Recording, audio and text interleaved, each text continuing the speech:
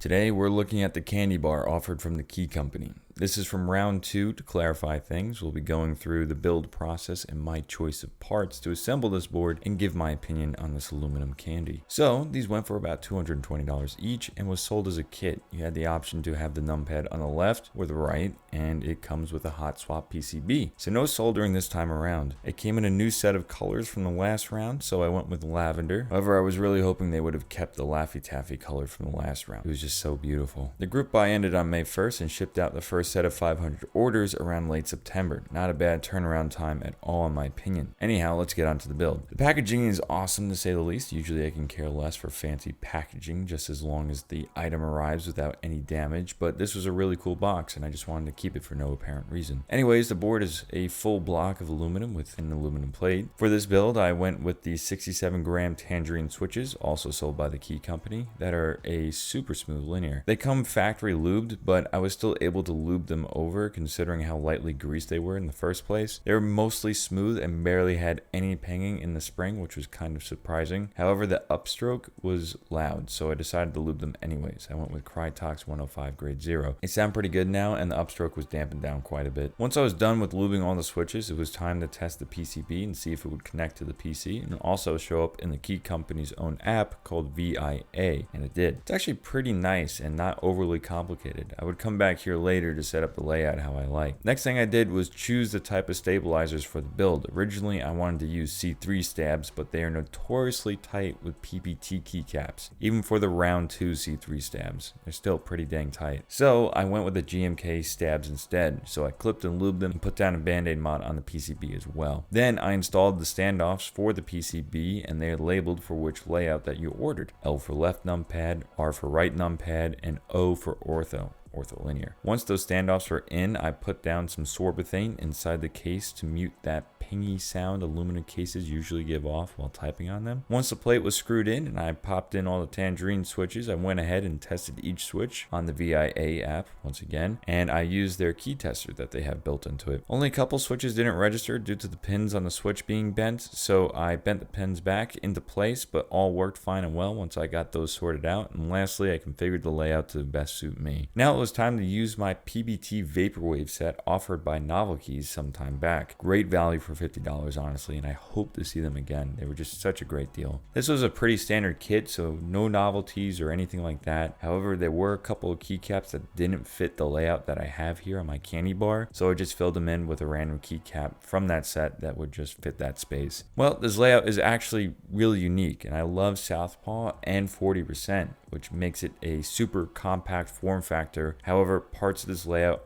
aren't that functional despite its inclusion of the numpad. For instance, being able to fit the quote key and a semicolon key would be great, but it can only accommodate one or the other, and I use both frequently. The quality of the board is great for the money, all very well built and well machined. My only complaint is a small chip on the finish on the bottom of the case. Honestly, it shouldn't be there for the price of $200. However, the assembly process is easy and the board sounds great.